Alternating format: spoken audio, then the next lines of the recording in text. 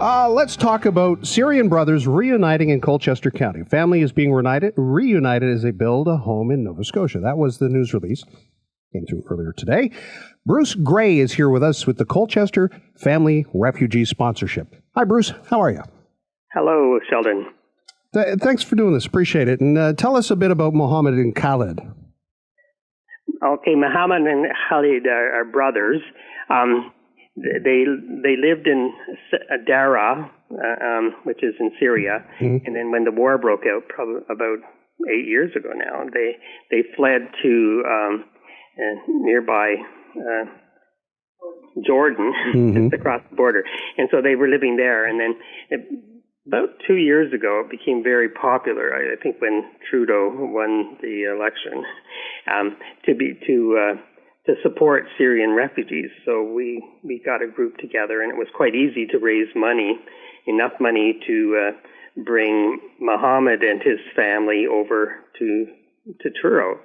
And they've lived here since last December, and they've thrived. They've learned English, and both Mohammed and his wife are gainfully employed, and their son is in play school. He's just 3, and they asked us if we would do the same for his brother, who they lived with before they came over here. And so his brother has 7 children, and I think their mother also lives with them, so that's a family of 10, which is a bigger undertaking. So Bruce, sorry to interrupt, just so we are clear, this was a private sponsorship to begin with, a community-based private sponsorship? Yes, but it was the kind of sponsorship where the government matched or they gave you 50% of the cost of the sponsorship. They're not doing that anymore for Syria, so we need to raise a little bit more money. But this one is completely private. Okay. Again, our guest is Bruce Gray, and he is a member of Colchester Family Refugee Sponsorship, a group that is looking to try and bring a family back together, reunite them here in Nova Scotia. So with that in mind, you've started to raise funds. How much are you going to need? We think we need about $60,000, but the minimum we need is $32,000.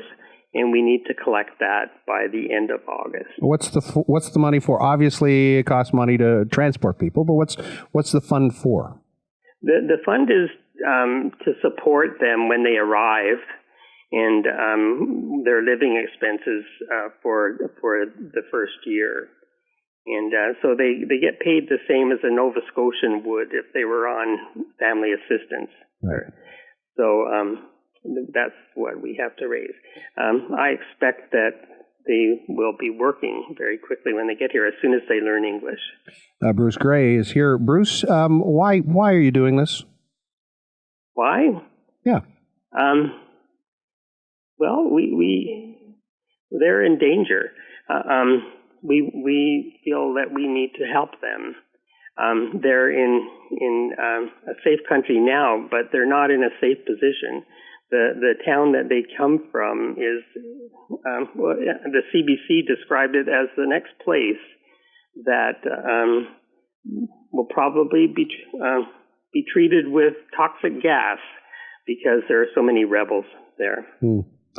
So tell us a little more about Mohammed, and you say Khalid? Yeah, I've never met Khalid except over the phone. Mohammed is a 29-year-old man. He's got a wife in her mid-20s, and they have a 3-year-old son. Mohammed works at the window and door factory in Debert, and Lamise works in one of the hotels in Truro.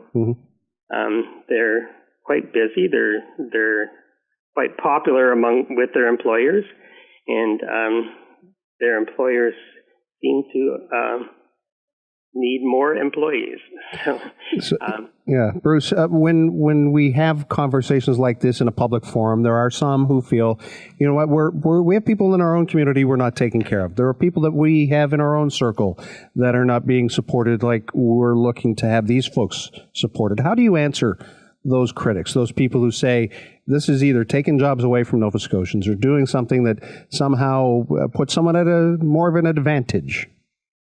Yeah, I've heard that, and I understand that point of view. I think we have to help Nova Scotians more as well, but I don't think it's an either-or thing. I think we can help both groups of people in need.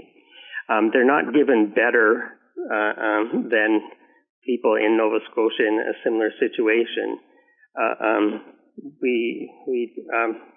But we just feel we have to help these people.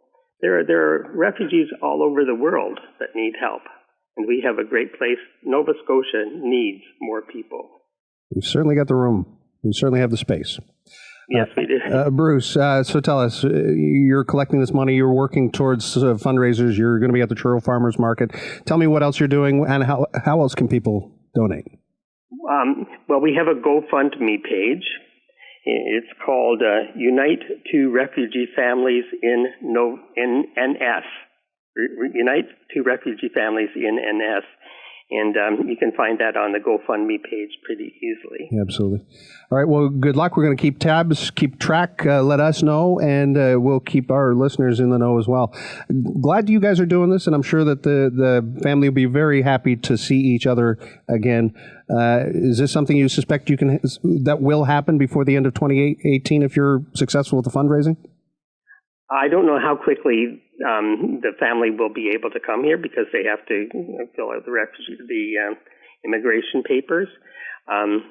So I think that we just have to chug along and get them here as quickly as possible. But certainly the first family that came here took much longer than we expected. CFRS, the Colchester Family Refugee Sponsorship. Bruce Gray, nice to meet you on the radio. Thank you. Thank you very much, Sheldon. Take care. Bye. All right.